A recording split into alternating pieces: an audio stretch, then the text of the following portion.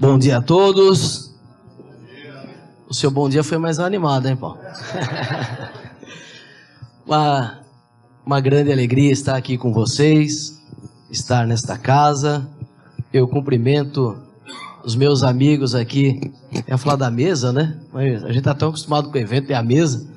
Mas desse evento, aqui primeiramente quem preside, o amigo Custódio Pereira, pelas gentis palavras, pela liderança ao FONIF, todo esse grupo. Dizer que tenho muito orgulho de integrar o FONIF, de integrar o Conselho de Especialistas desta entidade, e porque acredito na causa, acredito porque vejo o que as nossas entidades fazem, e porque eu tenho muito orgulho de repetir como fiz na Câmara dos Deputados, na audiência pública da reforma da Previdência, orgulho de falar que eu fui bolsista de uma escola salesiana. Então isso é experiência vivenciada e não é só o trabalho profissional.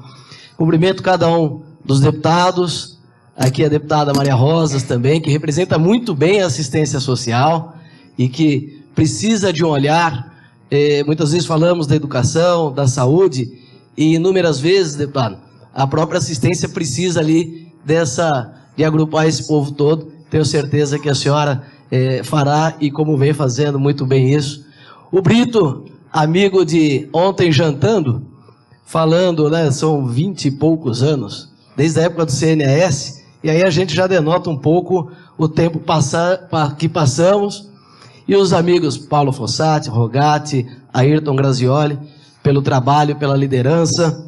Eu não posso deixar também de mencionar a Dora Silvia Cunha Bueno, presidente da Associação Paulista de Fundações, a quem carinhosamente chamamos de Princesa Dora Silvia, e que é uma grande voz e que representa muito bem as entidades, e através dela cumprimento todas as lideranças.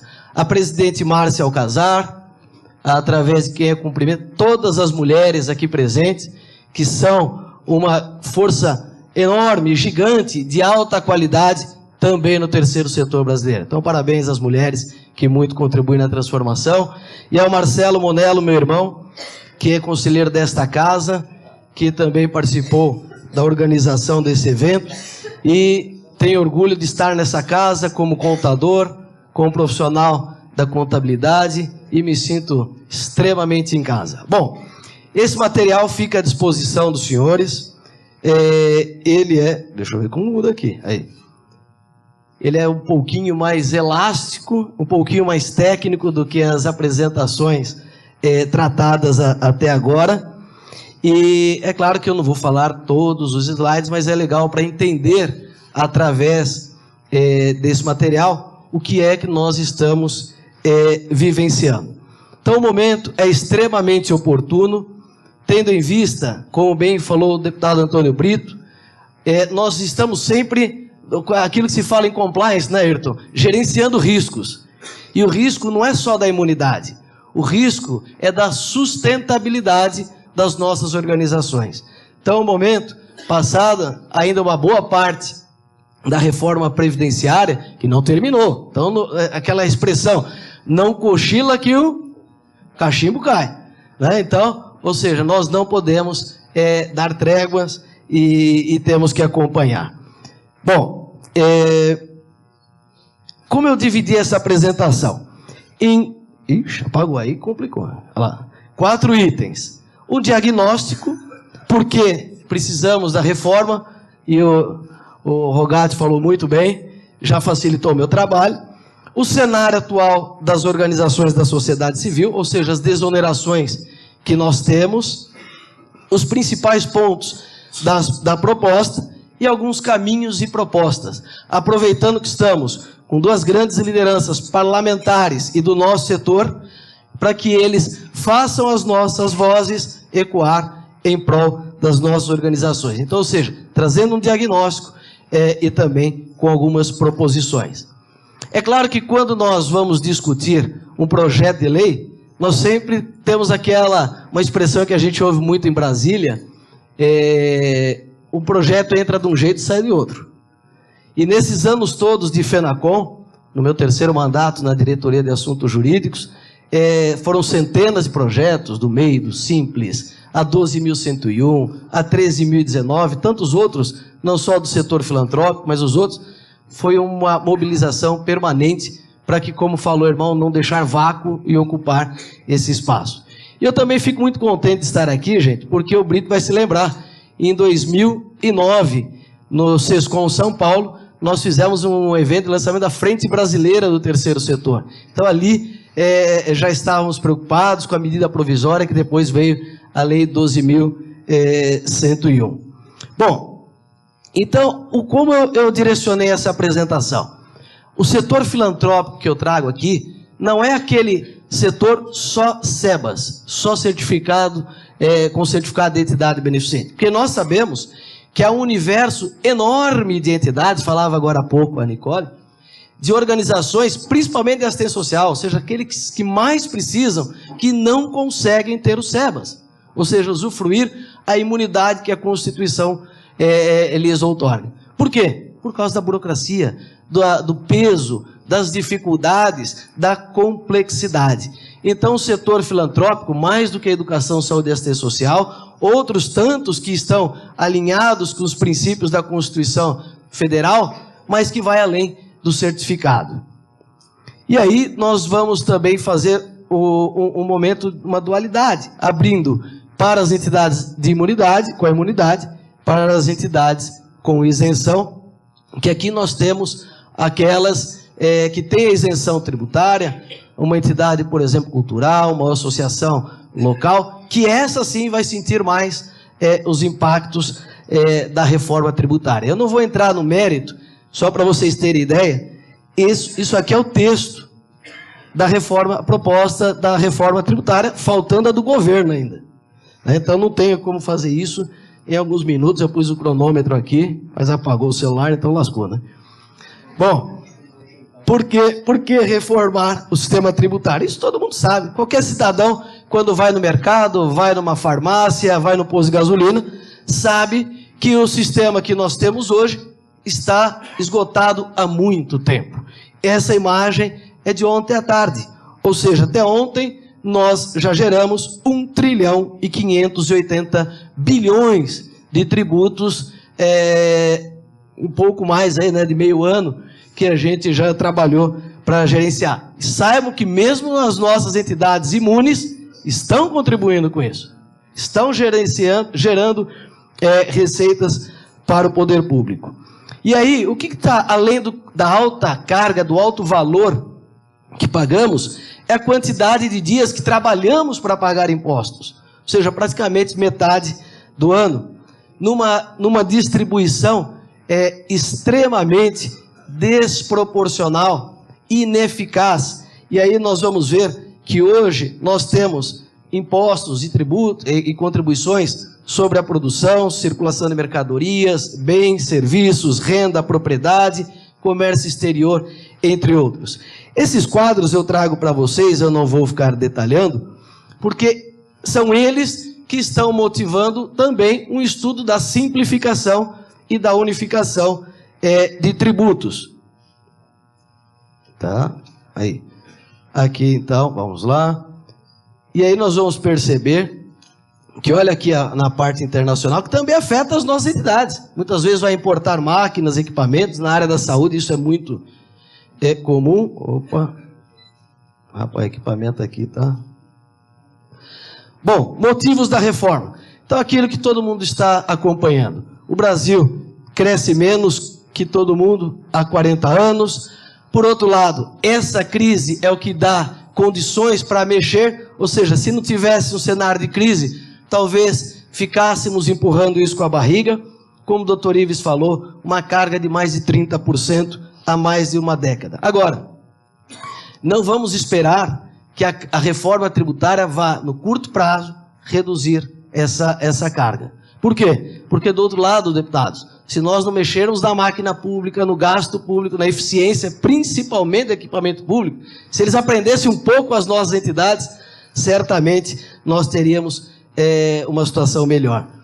Questões como simplesmente desonerar, dar o MEI, refis, simples, se mostra que se não tiver integrado a outras práticas, não funciona. Tendo em vista que essas desonerações, que foi para o setor produtivo, hoje é quase 60% de inadimplência. Enquanto as Santas Casas, que vivem na Pindaíba, continuam atendendo na sua imensa maioria. Esse é um ponto que vale a pena nós falarmos. Ou seja, não sou contra o subvencionamento do setor empresarial, mas o setor empresarial foi subvencionado, é subvencionado e está inadimplente. E a gente continua atendendo e gerando atendimentos. A complexidade é absurda.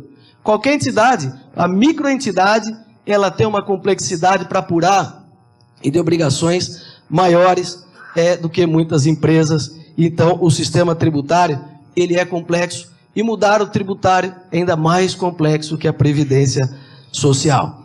Quais são os reflexos que sentimos hoje? Queda no consumo.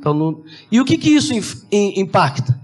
Impacta o cliente da nossa escola particular, o cliente do nosso hospital que tem um plano de saúde, porque como ele precisa gerar renda, ele tem que tentar, inclusive, esse serviço.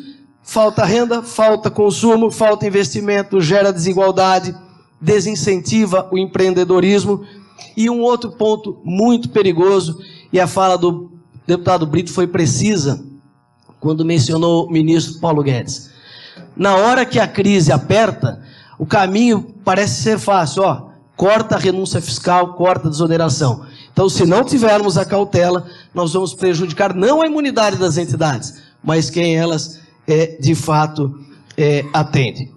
Agora, diferente de momentos anteriores, nós hoje estamos no momento específico do legislativo brasileiro, que senhores deputados, é o protagonismo que vocês têm, a oportunidade que os senhores têm nas mãos, porque o Congresso que nós hoje vivemos é um Congresso com perfil de reformas estruturais, de reformas que gerem maior liberdade econômica, desburocratização, simplificação. Então nós temos que aproveitar para que esse discurso de simplificar, desonerar, não afaste, como bem falou Rogatti, conquistas e direitos que não foram das entidades, foi da sociedade brasileira. Bom, e nesse cenário atual, que é um labirinto, na maioria das vezes, quando nós falamos de tributação, nós temos que lembrar que não é, olha, eu estou imune a tudo. Não é bem assim.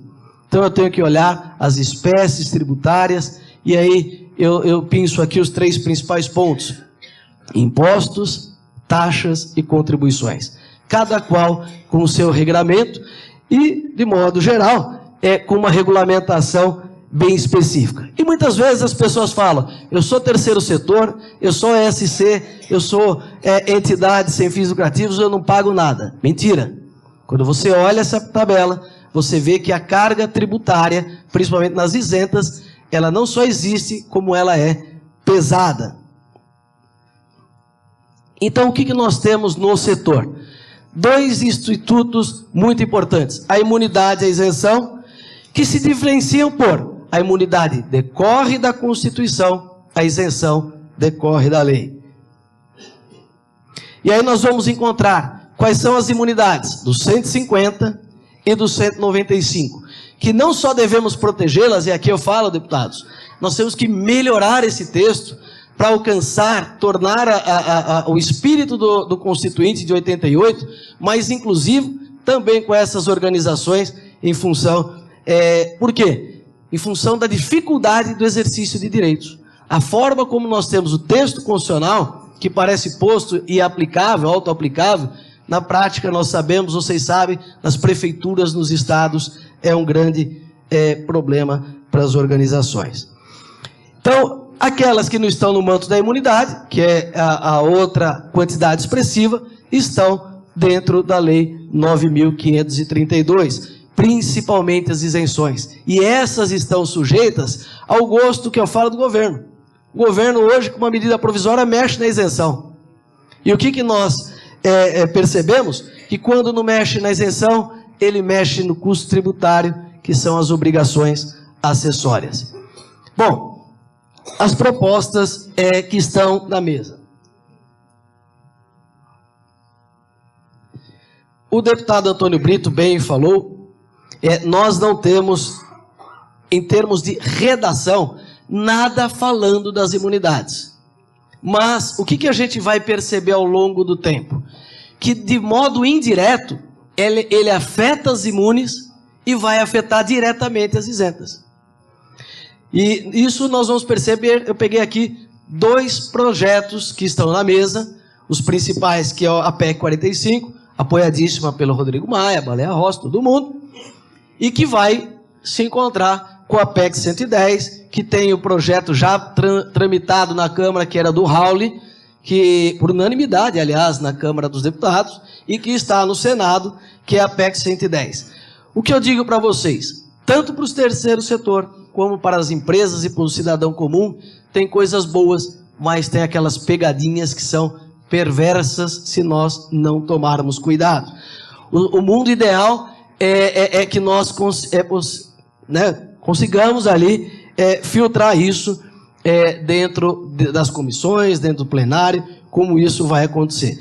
Eu trago só ali alguns pontos da proposta. O governo em si não trouxe ainda, não apresentou o seu projeto. Todavia, a FENACOM participa de diversos órgãos, Ministério da Economia, está junto com a Receita Federal, na desburocratização em governo digital. Então a gente ouve, sabe aquele negócio que você ouve? Você está transitando ali, você ouve?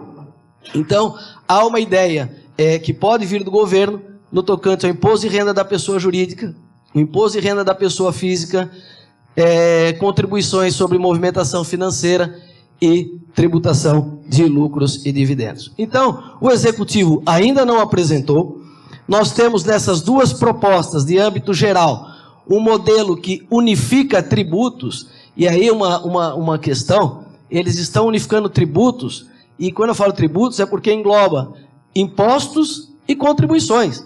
E olhando para a nossa entidade, aquelas que têm imunidade, poxa, o imposto eu não preciso de certificação, ou eu tenho um regramento, a contribuição eu tenho outro. Imagina quando isso juntar no IBS com o Imposto sobre Bens e Serviços, que é um modelo experimentado em mais de 160 países e funciona bem. É um modelo que tem um foco no consumo e não onerar tanto a cadeia produtiva. Então nós temos a proposta nesse texto e também o que deve vir com semelhanças na proposta da 110 do Raul, do Senado, e também do que deve vir do governo, que é o imposto sobre transações financeiras. Um dos pretextos é financiamento de previdência e também a saúde. O que é positivo do texto atual? Aquilo que o doutor Ives falou na abertura, a confusão de lei e lei complementar. Então, de modo positivo, nós enxergamos nas 2 PECs, onde eles referem à necessidade de lei complementar. Isso ajuda porque eu elimino a regulamentação em 5.500 municípios. Então eu concentro o poder regulatório em âmbito nacional, criando aquilo que também é uma outra qualidade, é um ponto bom dessas reformas, que é uniformidade em âmbito nacional. Ela também já traz aspectos que envolvem tecnologia, no tocante à fiscalização e controle, simplificação e agilidade.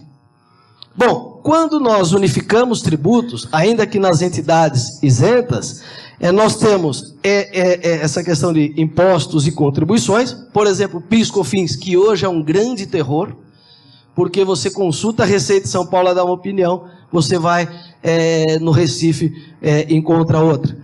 De outro lado, na PEC do Senado, a lei complementar, ela abre um espaço, o que na da Câmara não dá, de você desonerar as atividades de educação, alimentação, remédios. Isso é muito importante, porque aos hospitais, às entidades que têm isso como insumo, pode gerar uma economia. Isso é um lado positivo. Mas o que vai depender, senhores deputados? Da regulamentação em lei complementar. Então a gente tem que pensar a emenda e pensar já na regulamentação. Um outro problema, em meu ver, nós temos regimes de transição longos, complexos. Você imaginar um modelo de 10 anos, para quem é da contabilidade, o regime que você tem uma contabilidade dupla por 10 anos, Isso vai encarecer enquanto vai havendo a calibragem de alíquotas. Isso pode refletir, sim, nas nossas entidades. A tributação de bens, dividendos ali, de pessoas físicas, e a redução da dedução de saúde e educação pode sim ser uma ameaça para o setor privado de saúde e educação. Ou seja, a classe média, a classe média, que é aquele que ganha acima de R$5.000, então esse é o parâmetro, ele vai passar a ter uma tributação na pessoa física mais expressiva, e não poder deduzir despesas de saúde e educação. Então é ele que pode sentir o impacto, e isso pode prejudicar a educação particular. O IPVA, que vai ser alongado à base, a parte de veículos ficando com os municípios, e isso vai ajudar nos investimentos em saúde e educação dos municípios. Um problema prático, que é da integração do ICMS ao IBS e a uniformização. Ou seja, o ICMS é um tributo indireto. Como é que eu estou de tempo? Eu perdi o relógio, né? Então, o ICMS é 10 minutos? Ah, então tá bom. O ICMS é um tributo indireto. E as nossas organizações são contribuintes de fato, porque são elas que, na imensa maioria, sentem o ônus do tributo. Não se aproveitam de crédito e não conseguem usufruir da imunidade que a Constituição diz em sentido lato, sentido amplo dos impostos. E principalmente, aí pegando o exemplo das Santas Casas, olha o custo da energia elétrica, custo de telefonia e outras compras, os insumos. No hospital é grande parte. Então, se isso não tivermos um cuidado, vai onerar, diferente do que vai acontecer com os hospitais empresa, vamos falar assim. Então, por que isso está acontecendo? Nós temos, apesar da Constituição Federal dar a imunidade tributária de impostos, na prática não funciona assim. Ninguém consegue o desconto, não ser tributado pelo ICMS. É por isso que inúmeros hospitais, principalmente hospitais, judicializam para tentar, na via do judiciário, o não pagamento do ICMS desses insumos. Não estou nem falando de bens e ativos e também de outras despesas. Agora, o judiciário, nós tivemos recentemente uma decisão favorável, entendendo que deve, à medida que onera o hospital, por exemplo, ser imune, que a lei estadual pode dispor. Agora, quando eu trago o ICMS para o âmbito do IBS, que é nacional, eu vou ter que repensar, reconstruir novamente aquilo que principalmente a área da saúde construiu. Com outro problema, ele pede uma alíquota uniforme, então nós temos estados onde o ICMS sobre energia elétrica hoje está 17%, pode ser que chegue a 25%. Então é outro ponto que nós temos que acompanhar. Sem contar que nos nossos hospitais, nas nossas escolas, nas nossas obras sociais, pelo regime tributário atual, nós não temos aproveitamento de crédito como há na indústria, por exemplo. Ou seja, nós arcamos com ônus e aquilo vira custo do serviço que nós pretendemos. Uma sugestão, e ainda conversando ontem, falou o nome do deputado, que tenhamos uma emenda que inclua no artigo 150, no parágrafo 4º, que a imunidade alcança ainda quando se trate de contribuinte indireto. Isso resolveria para todo o nosso setor a questão do ICMS. Por exemplo, as escolas, o material, tudo aquilo que compra, tem um alto custo agregado. Bom, a reforma, como eu falei, tem coisas boas e tem coisas que não são boas. Uma delas está aí, o aumento na base de cálculo. A gente fica com medo quando vê essa placa, ela tenta ser discreta, mas você olha para ela e você fica em pânico, né? Então veja, o que hoje nós não temos, as nossas entidades nunca foram tributadas, e principalmente agora as isentas, por exemplo, um sindicato, uma associação de apoio de alguma atividade, entre outras. Por exemplo, uma entidade meramente de estudos e pesquisas. Então, vai trazer novas receitas que serão tributadas pelo IBS, que pode chegar a 25%, que são as receitas de intangíveis, cessão e licenciamento de direitos, locação de bens. Hoje nós temos entidades que não estão dentro do manto da imunidade, estão dentro da isenção e passarão a ter a tributação sobre a locação de bens, que muitas vezes só existe aquela locação para financiar outra entidade ou outra atividade. Além da importação de bens, inclusive serviços de direitos intangíveis, ou seja, no momento de globalização, que nós compramos serviços, inclusive de outros países, isso poderá ter um aumento de carga tributária. Aí a gente vê o aumento da base, nós temos entidades que têm embarcações, aeronaves, para suas atividades. Quando a gente olha a dimensão do Brasil e as diferenças do que é quem está aqui no estado de São Paulo e quem está, por exemplo, numa região amazônica, que você precisa, às vezes, de um barco e precisa de um avião, e não estou falando aqui um Airbus, né? Então, isso também aumenta o custo tributário. A questão das doações, e aqui eu acho que é um ponto fundamental nós apoiarmos, senhores deputados. Hoje, nós temos, a Fundação Getúlio Vargas fez uma brilhante pesquisa e mostra que as doações para o terceiro setor ainda são muito pequenas e representam, em termos de tributação, em torno de 2%, coisa assim, 2 ou 3%. Mas tem uma tributação sobre isso. Ou seja, a entidade que recebe, ela pode ser tributada em alíquotas de até 8%. Isso é um desestímulo para o modelo de doação. Então, o mesmo Estado que não quer subvencionar com desoneração tributária, ele não ajuda a sociedade a financiar aqueles bons projetos. Então, a sugestão é que tenhamos uma emenda que desonere as doações para fins de interesse público, as OSCs, inclusive fundos patrimoniais. Então, aquela doação pai para filho não fica alcançada. Mas se eu quero doar por uma organização que tem aplicação social, isso, em meu ver, seria muito importante para o financiamento das entidades. A questão da inversão, da desoneração da folha, é algo que vem se falando muito. Eu não sei como é que vai pagar essa conta, essa é a verdade. Olhando os números da Previdência, a gente fica tentando como é que vai fechar. A gente também gosta, também sou empresário, eu gostaria de falar, vamos desonerar a folha, mas como é que paga? Sem uma série de outras reestruturações. Mas o que nós vemos é que abre espaço para que a tributação que hoje temos sobre folha seja transferida para receita ou faturamento. Lembrando que lá atrás era faturamento, não nos alcançava no conceito técnico. Quando houve a lei complementar, a emenda constitucional, passamos então a alcançar também as receitas das organizações. Então isso, para quem tem o SEBAS, o certificado de entidade, mostra que ele pode ser muito importante.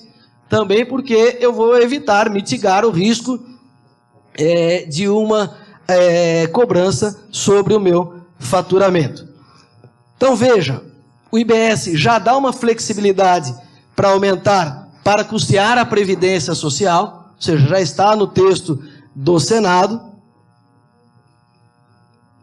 Nós temos algumas limitações e essa redação, ela pode ser perigosa, né? Porque quando eu dificulto a concessão de isenções, muitas vezes eu estou matando aquele pequeno município, aquela cidade que precisa de um investimento, e eu fico preocupado, porque muitas vezes vem se demonizando as desonerações, e nas regiões norte e nordeste, é isso que muitas vezes se faz para combater a própria guerra fiscal, com os estados que têm um pouco mais de poder.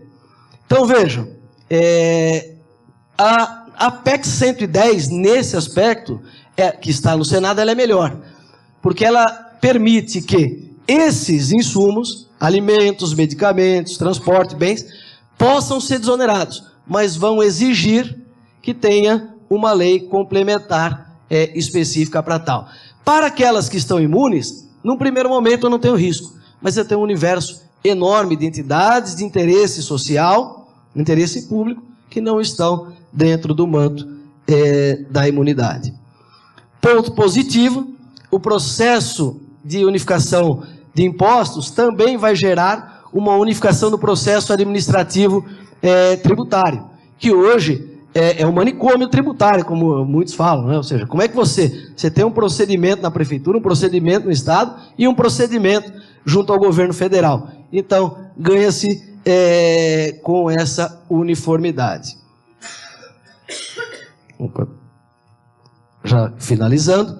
Aqui uma outra, na época da discussão, eu tenho a oportunidade, desde o governo Fernando Henrique, governo Lula, da Dilma, e agora do Bolsonaro, independente de partido, eu tenho a oportunidade, pelas nossas entidades contábeis, e aquilo que for para o bem da sociedade, trabalhar, e sempre fomos muito bem recebidos, em todos os governos. E na época, porque nasceu, dentro das entidades contábeis, a proposta do Simples Social, o deputado vai se lembrar disso, uma das coisas que falamos, por que eu tenho na Constituição um tratamento expresso, diferenciado para as micro e pequenas empresas e não tenho para as micro e pequenas organizações, que é uma grande maioria. Então nós devemos, eu penso que um ponto inicial é aquelas micro-organizações, porque às vezes uma associação de bairro, que é importante para aquela comunidade, ela tem uma burocracia que a inviabiliza perante a própria sociedade, se você comparar com uma empresa. Então, se nós pudéssemos equiparar ou incluir as OSCs, seria muito importante. Por fim, quais são as propostas que eu trago para os senhores, para cada um de vocês, através da mobilização? As emendas, o deputado, o presidente da Câmara, prorrogou até 5 de setembro, mas nós precisamos de 120 assinaturas. Então, ou seja, é a mobilização muito grande, então você tem que fazer o corpo a corpo com o seu deputado. Então, o pessoal aí da Bahia que está nos assistindo, está aí o Brito, pessoal de São Paulo, deputada Maria Rosa, é com eles que nós temos que contar e trabalhar. Então, eu vejo que nós também devemos, no âmbito da lei complementar, pensar no modelo que simplifique o reconhecimento das imunidades nos estados e municípios, porque muitas vezes o ISS, o ICMS, é uma burocracia absurda, inviabiliza as organizações. Precisamos avançar que os recursos que o poder público repassa para as organizações para desenvolver serviços de interesse público, as parcerias, não sejam cobradas por estados, municípios, inclusive pela Receita Federal no tocante a COFINS. Hoje, no modelo global, nós precisamos avançar na regulamentação, nessas alianças internacionais, a atuação que grandes organizações brasileiras têm de poder apoiar organizações internacionais. O PL-SEBAS, a deputada Maria Rosas falou bem, é muito importante, porque ele parte de um modelo da 12.101 e traz ali alguns avanços e também algumas coisas que eu penso que devemos melhorar para tentar simplificar. O projeto tem coisas boas, mas eu penso que o debate com a sociedade é achar um caminho onde tenhamos uma contrapartida possível de se realizar e também uma prestação de contas adequada. E é por isso que eu proponho aqui que a contabilidade, dentro de uma regulamentação, seja pautada como uma ferramenta, já está registrada, a contabilidade todo mundo já está fazendo, se utilize isso das prestações de contas para não ter que ficar fazendo retrabalho, a gente tem que ficar recontratando pessoas, gerando custo tributário. Precisamos aperfeiçoar as deduções para estimular e, por fim, planejar. A minha recomendação principal aqui para os senhores é que, ao voltar para suas organizações, olhem como faz o empresário, quais são as ameaças e as oportunidades. Peguem esse texto, ou os textos da reforma, proposta de reforma tributária, o que isso pode trazer de problemas e ameaças, mas aquilo que eu também posso ter de oportunidade. Eu agradeço, eu deixo o e-mail da FENACOM, a FENACOM está trabalhando, participando de várias audiências públicas, então sugestões são bem-vindas e eu fico à disposição. Bom dia a todos, sucesso!